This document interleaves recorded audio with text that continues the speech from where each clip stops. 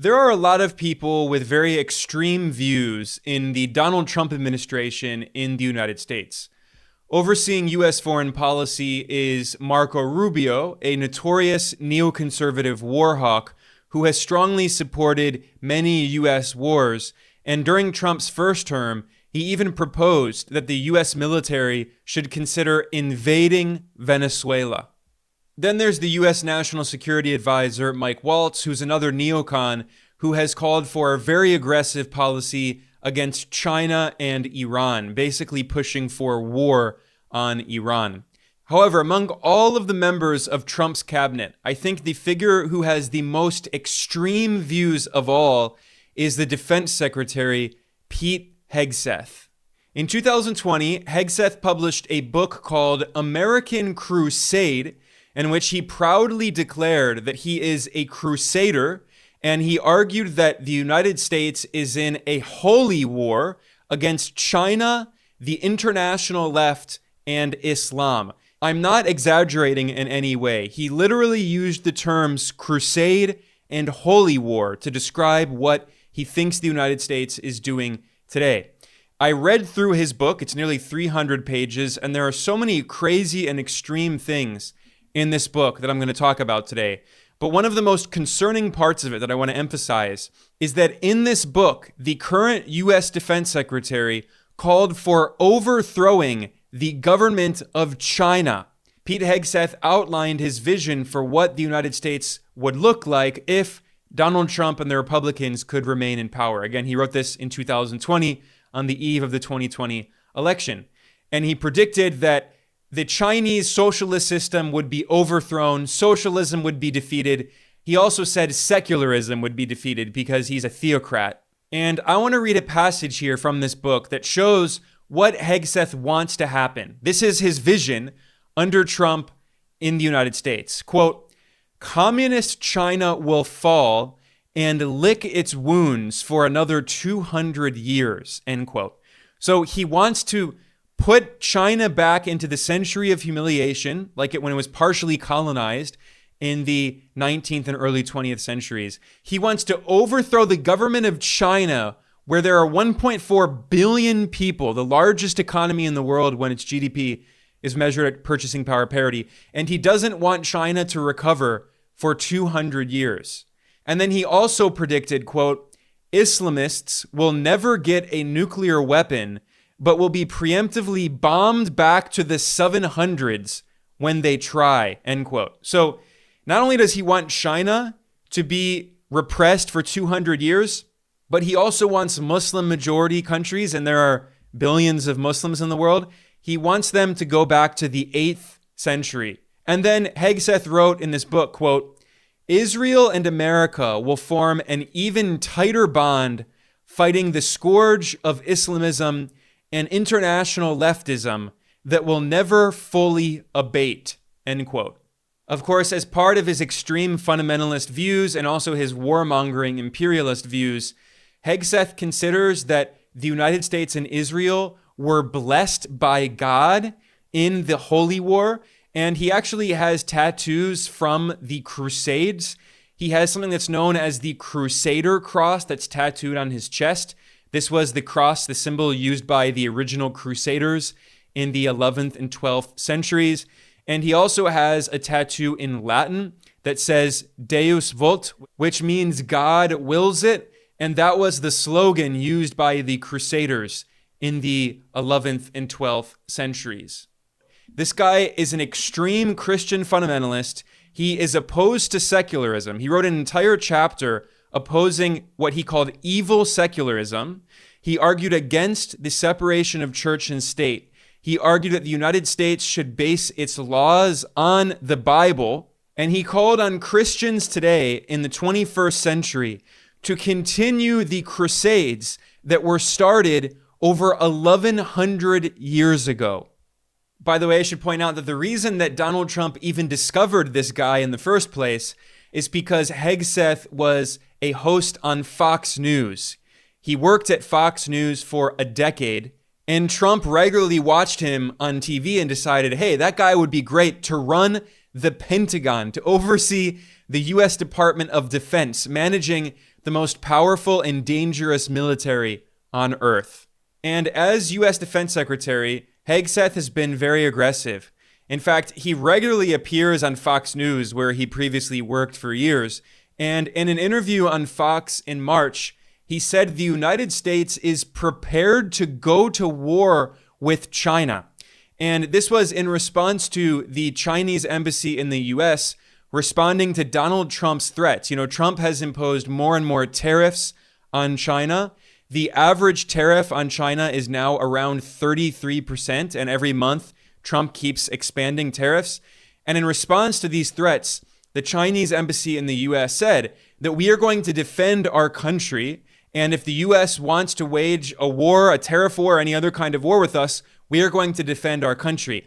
Fox News portrayed this as a so-called threat, but it's actually the Trump administration that is threatening China, and China is responding.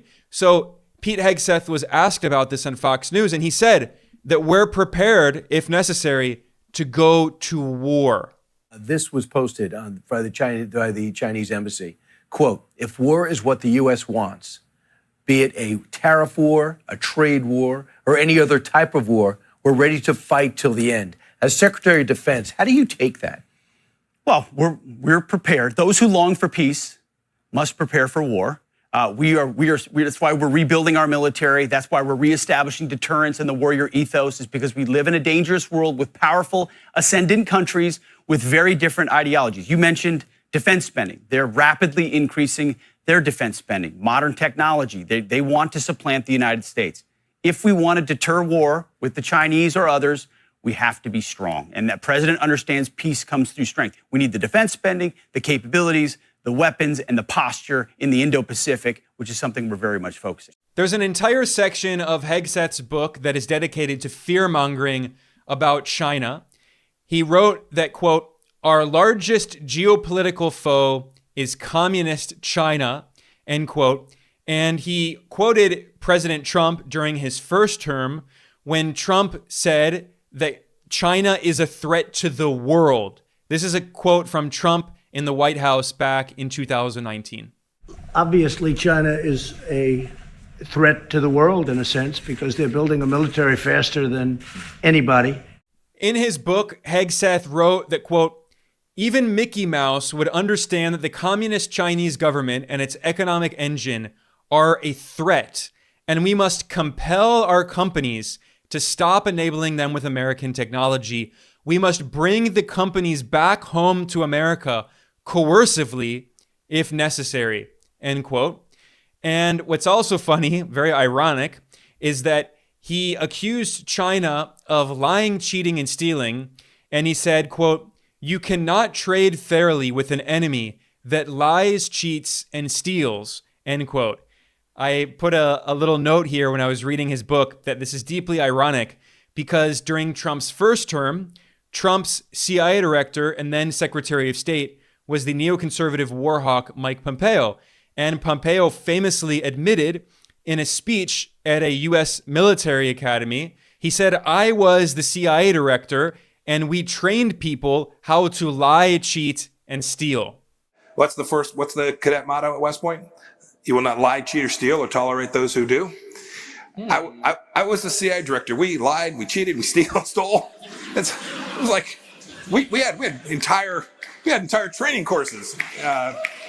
So as the saying goes, every accusation that the U.S. makes about another country is actually a confession for what the U.S. empire itself does, which includes lying, cheating, and steal, and threatening the world and waging war everywhere and overthrowing foreign governments and meddling in foreign affairs of independent sovereign countries. But in this book, the U.S. Defense Secretary, Pete Hegseth, he complains that, quote, the Chinese have used their wealth to consolidate communist power, spread their influence around the globe, and ultimately shape our culture, end quote. He fearmongered about China's global infrastructure project, the Belt and Road Initiative, and he claimed that China, quote, wants to control the 21st century, end quote. And then he fearmongered about China's influence in American media outlets and universities. He talked about Walt Disney and Confucius institutes on U.S. college campuses where They teach people how to speak Chinese, but he thinks that's an evil plot. And Pete Hegseth wrote that the Chinese, quote, are literally the villains of our generation, end quote. So he sees the world like a Hollywood movie. It's between good and bad. The US and Israel are the heroes, the good guys, and China and Muslims, according to him, are the villains in this Hollywood movie.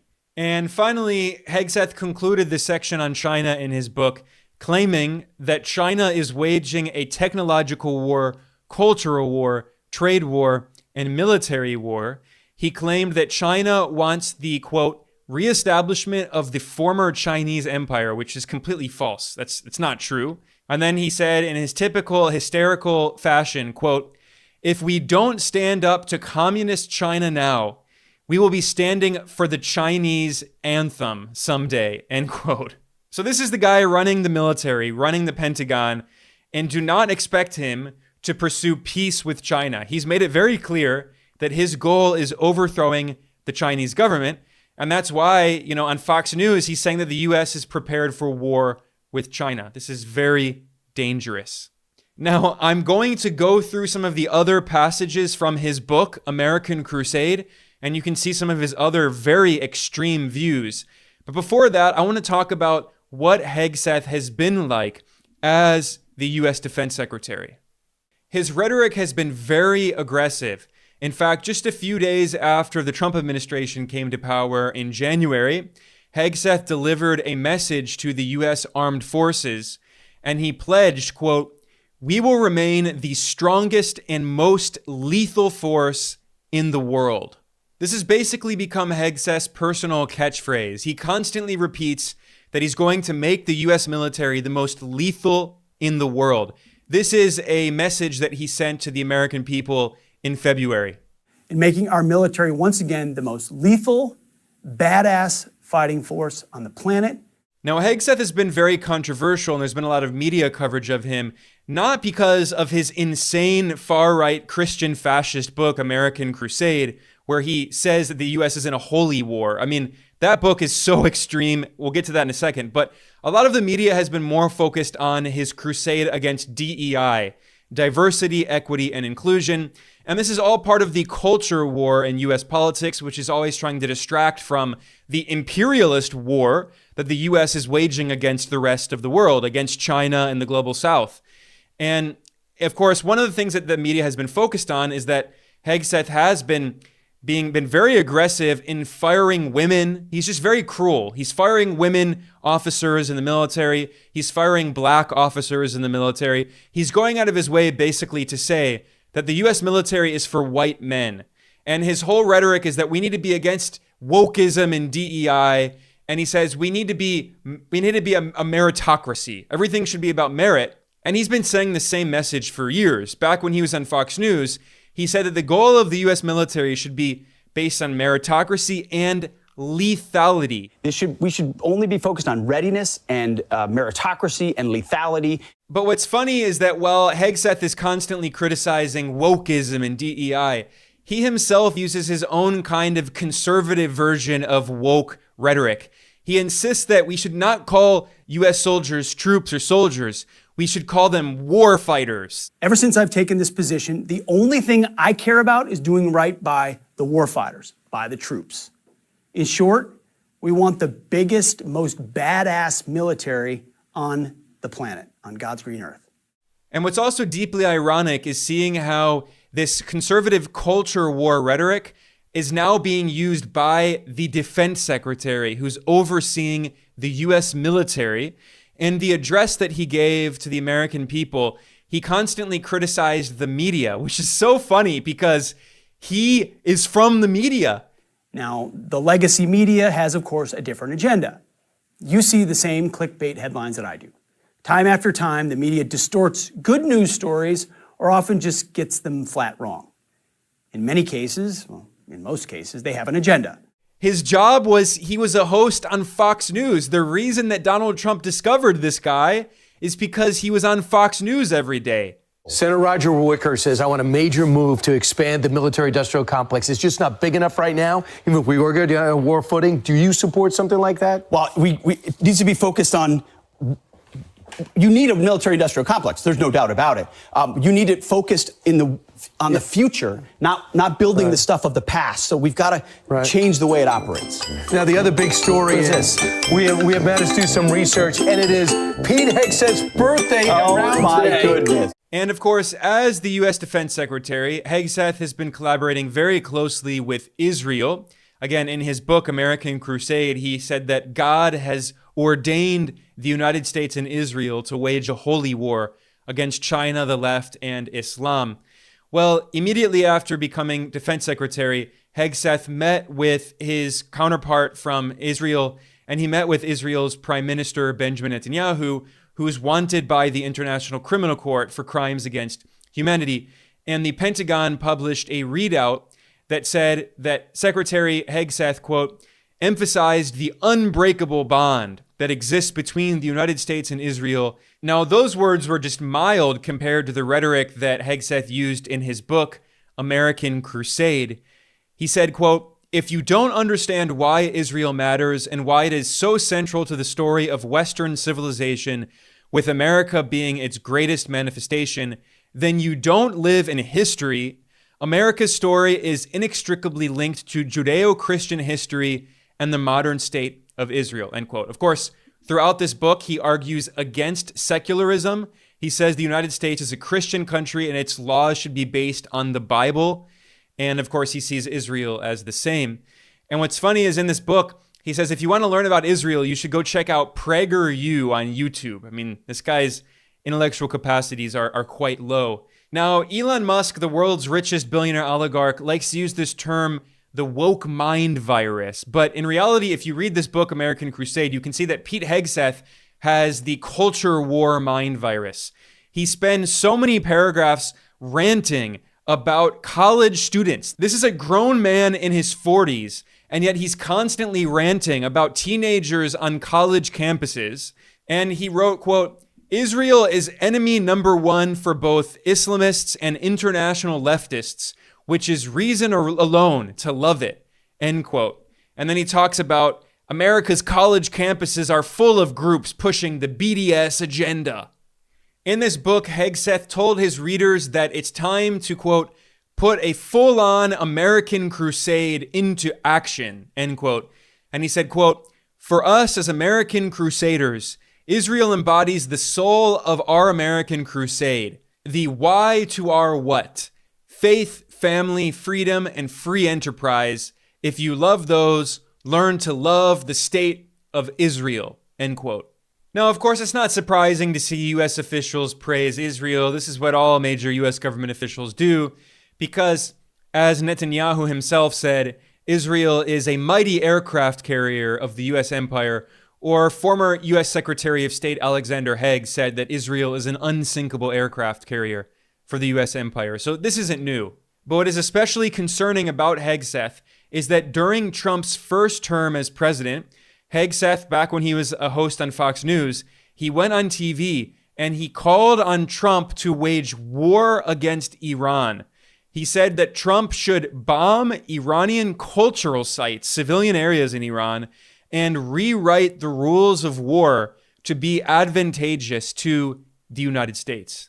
None of this, though, changes the calculation of this regime, which is an evil regime. They need to come back limping and begging. I happen to believe that we can't kick the can down the road any longer in trying to prevent Iran from getting a nuclear bomb. So what better time than now to say, we're starting the clock. You've got a week. You've got X amount of time before we start taking out your energy production facilities. We take out key infrastructure. We take out your missile sites. We take out nuclear developments. That is we not take out a popular capabilities. Or, you know what, take out a Quds headquarters while you're at it if you want. But what do you know about these cultural sites? Because we're not supposed to be hitting cultural sites, but I understand, I've been hearing that we believe that the Iranians are hiding missiles and weapons in some of these cultural sites, churches, of course they do. Mosques. This is what Islamists do. Is what they've done on the battlefield against folks like me and my entire generation. Human shields, using mosques, using hospitals, schools. This is what our enemies do. If we're going to fight to prevent Iran from getting a nuclear bomb, this regime, then we need to rewrite the rules that are advantageous to us. This is very, very troubling because in the Israeli regime, there are a lot of far-right extremists, fanatics, who are chomping at the bit to wage war against Iran. And with people like Pete Hegseth overseeing the Pentagon and other war hawks and neocons in the Trump administration, like the neoconservative Secretary of State Marco Rubio and the neocon National Security Advisor Mike Waltz, there's a very real possibility that Israel could start a war against Iran with U.S. support, of course. The Trump administration would back them. And they've already been waging war against Gaza, ethnically cleansing Gaza. Trump said he wants to take over and colonize Gaza. The U.S. will take over the Gaza Strip, and we will do a job with it, too. We'll own it. Israel's been waging war against Lebanon, been waging war against Syria. The U.S. has also been helping Israel to bomb Syria. They've bombed Iraq. Iran is their ultimate target. And with people like Hegseth in charge, Israel is absolutely going to get a green light. So for more context, who is this guy, Pete Hegseth?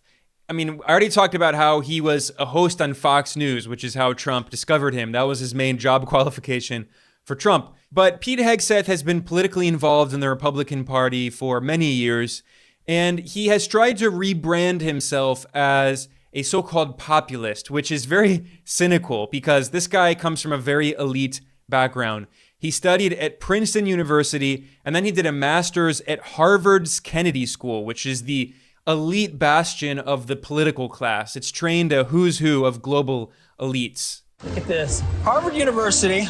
Oh, dear.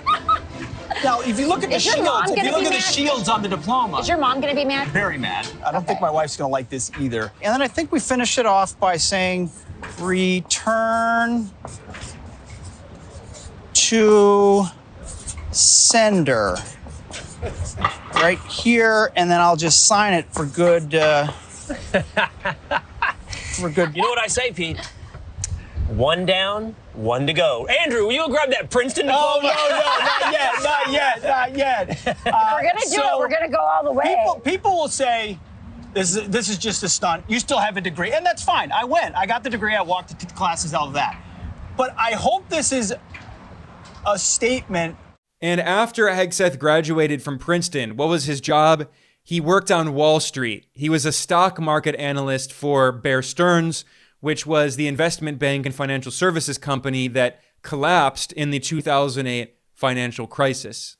So this guy is not a representative of the humble American working class. I mean, again, his elite resume includes Princeton, Harvard, and Wall Street. And then when he first got involved in politics, he was an extreme neocon. I mean, he was just a card-carrying, cookie-cutter neocon. In fact, Hegseth ran for the U.S. Senate in 2012, and he was supported by some of the most notorious neoconservative warmongers like Bill Kristol. I mean, one of the original neocons who strongly supported the illegal U.S. invasion of Iraq. And in fact, Hegseth was such a strong supporter of Bush in the Iraq War that he volunteered to get sent to Iraq as a soldier in the U.S. Army, and he fought in the Iraq War. And after he joined the U.S. Army, Hegseth was sent for a year to Guantanamo Bay, the U.S. internment camp where people were tortured. I mean, some of the most brutal forms of torture you can imagine. This is very well documented. People were being tortured under the Bush administration while Hegseth was serving there with the U.S. military in Guantanamo while he was there. And Hegseth has been totally supportive of the U.S. military's policy in Guantanamo. In fact, in February of 2025, he visited the U.S. internment camp in Guantanamo Bay and did a photo op posing with U.S. soldiers. This is illegally occupied Cuban territory, by the way. The Cuban government has said for decades that the U.S. government has to give this territory back to Cuba, but the U.S. continues to occupy it, and the Trump administration is even deporting undocumented immigrants to this internment camp in Guantanamo just to prove how cruel and vicious he is. And finally, this brings me back to the book American Crusade, published by the current U.S. Defense Secretary Pete Hegseth back in 2020 when he was working as a Fox News host. I already looked at some of the extreme passages in here. I want to look at a few more. Now, this book is nearly 300 pages long, and over half of it is dedicated to fighting against what he calls leftism. That's one of his main enemies, along with China and Islam.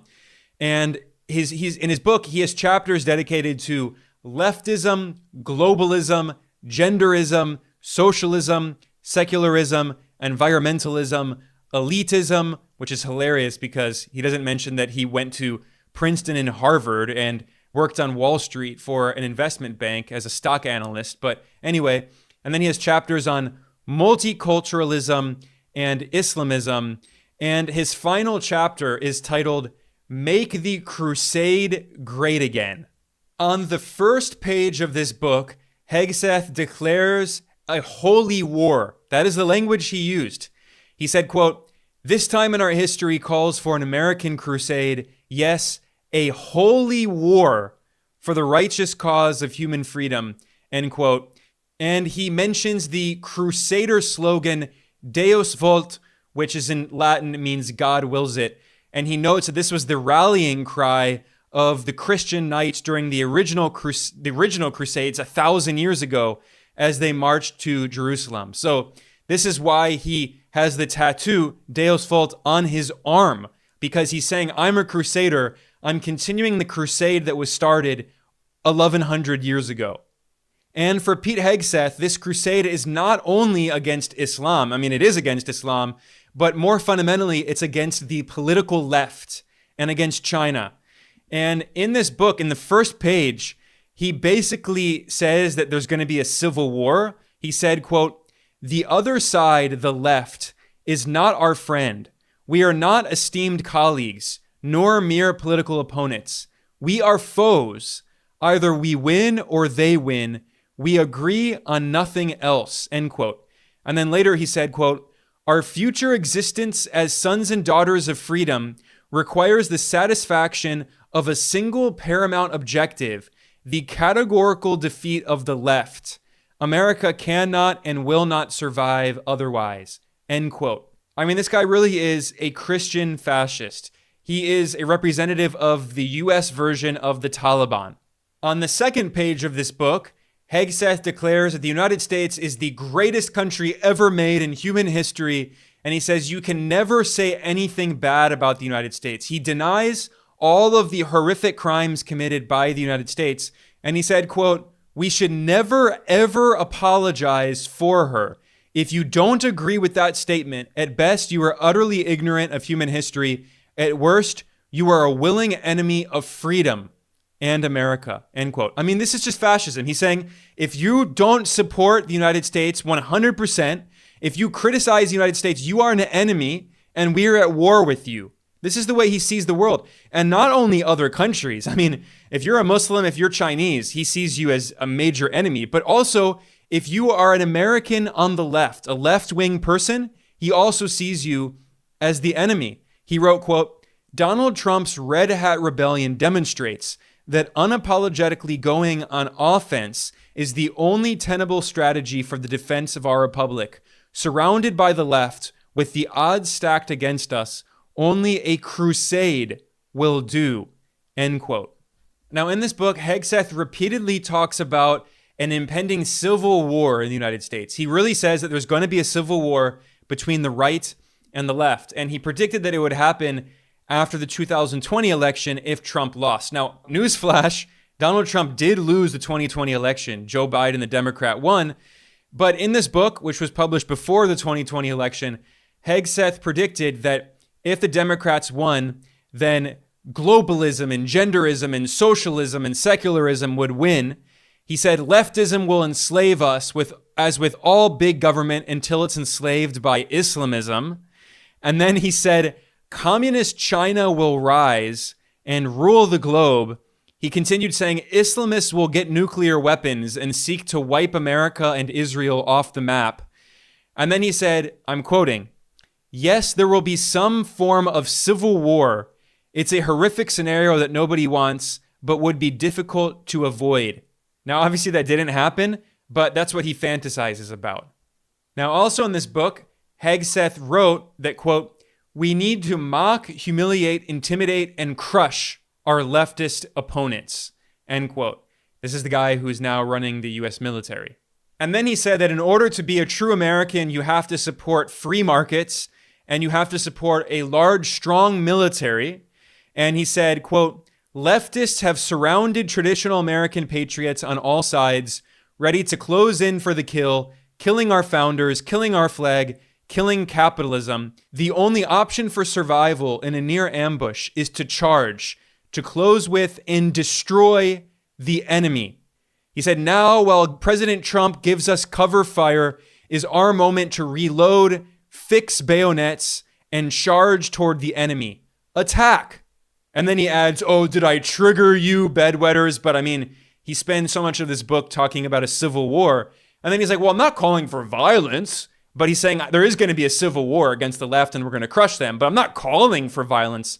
It's part of the same old tactic that far-right extremists always use, where they say, well, of course I'm not calling for violence, right after they call for violence. Now, I want to also briefly look at another chapter in this book, which is dedicated to fighting secularism. And what's funny is he begins this chapter praising Kanye West, and Hegseth portrayed Kanye West as a hero, a great symbol of a good Christian in the United States. Now, he published this book in 2020, so right after he published this book, Kanye West came out as a huge fan of Hitler. He's repeatedly defended Adolf Hitler. So this is the great hero that Pete Hegseth says is a model for American Christians, is the Hitler admirer Kanye West.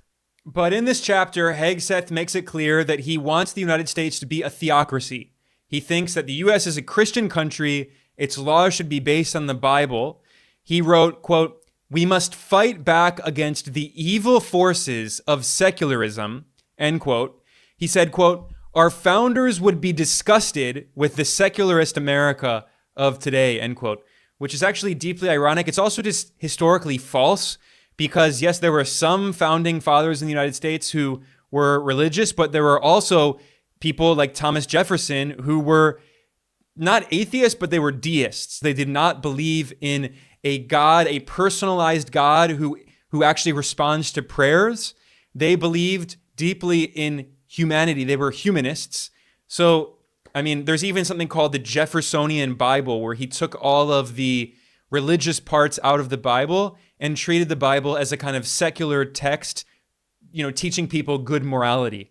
So this is just a completely false representation of U.S. history. But of course, Hegseth argues that President Trump is a symbol of theocracy who's fighting against secularism, which is also so funny because everyone knows that Trump is not religious. I mean, he says he's a Christian, but then, he's been asked in interviews, like, what's your favorite part of the Bible? And Trump says, all of it's my favorite. I mean, because everyone knows Trump doesn't read the Bible. You mentioned the Bible. You've been talking about how it's your favorite book. And you said, I think last night in Iowa, some people are surprised that you say that. I'm wondering what one or two of your most favorite Bible verses are and why. I wouldn't want to get into it because to me that's very personal. When I talk about the Bible, it's very personal. So I don't want to get into verses. I don't want to get into. There's no verse that means a lot to you that you think about or cite. The Bible means a lot to me, but I don't want to get into specifics. Even to cite a verse that you like? No, I don't want to do that. You're an Old Testament guy or a New Testament guy? Probably equal. I think it's just an incredible. The whole Bible is an incredible. So it's so funny seeing these extreme fundamentalists like Hegseth portraying Trump as someone who's, quote, stemming the tide of secularism. He unabashedly supports faith and fights back against the secular currents long at work in American society. He has inspired crusaders, is what Hegseth wrote. I mean, this guy is crazy. And I want to look at one other chapter in this book in which Pete Hegseth fearmongers about Islam. Now, there are nearly 2 billion Muslims on earth. About 1/4 of the world population is Muslim. And yet in this chapter, he makes it clear that he not only sees Islamists, but Muslims as a threat. And what is the difference for people who don't know? So Islam is a religion, obviously. A Muslim is someone who practices the religion, like a Christian practices Christianity.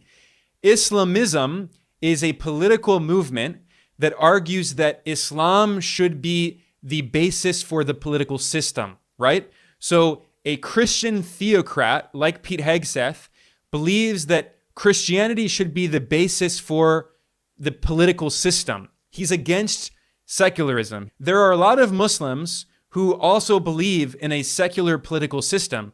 There are a lot of Muslims in the United States who are U.S. citizens, and they're fine with the secular U.S. political system. But Hegseth says no. He argues that all Muslims are actually Islamists, and he argues that even if Muslims seem like good people, they still are trying to take over the world. I mean, this is his insane Islamophobic worldview. He says, quote, regular Muslims like him, he's talking about a friend, regular Muslims believe that Islam's destiny is to control the world, end quote. Later on, he argues that there is really no distinction between being a Muslim and an Islamist. Even if someone says that they're a Muslim and not an Islamist, he argues that there's no difference. And he says that Islamism is the most dangerous ism in the world, and it only seeks war, that you cannot have peaceful coexistence. He even puts the word moderate in scare quotes and peaceful in scare quotes when he talks about moderate mosques and peaceful Muslims, making it clear that he does not think it's possible for a Muslim to be moderate and peaceful. And then he wrote in this chapter, quote, next to the communist Chinese and their global ambitions, Islamism is the most dangerous threat to freedom in the world. It cannot be negotiated with, coexisted with, or understood. It must be exposed, marginalized, and crushed. Just like the Christian crusaders who pushed back against the Muslim hordes in the 12th century, American crusaders will need to muster the same courage against Islamists today, end quote. This is insane. So in this chapter, this guy who is now the leader of the Pentagon, the defense secretary, overseeing the U.S. military, he's arguing that there's no such thing as moderate Muslims and peaceful Muslims, that all Muslims are actually Islamists. There are 2 billion, nearly 2 billion Muslims in the world, 1/4 of the world population. He's saying that you cannot exist with these people, that the U.S. needs to be on a crusade and a holy war against 2 billion people. This is so crazy. And especially with Israel at war with Palestine, at war with Lebanon, at war with Syria, at war with Iraq, and threatening war on Iran, and with this guy leading the Pentagon, this is very, very troubling. Now, the last thing that I'm going to mention today is a hilarious section in this book in which Pete Hegseth acknowledges that his views are so extreme. I mean, this guy is a fundamentalist Christian fascist. His views are so extreme that, as he wrote, quote, in this cause, I've lost friends, many. Some members of my extended family have no interest in speaking with me, and the feeling is mutual. People I used to admire send me nasty letters and emails telling me what a terrible person I am, end quote. So this is the guy leading the U.S. military, a man who is so extreme, his views are so fanatical that he admits in his book that he's lost many friends and family members refuse to talk to him because he's such a weirdo who's obsessed with the culture war, and he calls himself a crusader, and he has crusade tattoos, multiple crusader tattoos, and he says that we need to wage a holy war against China, the left, and Islam. This is the guy Donald Trump chose to be the U.S. Defense Secretary. We are in a very dangerous moment.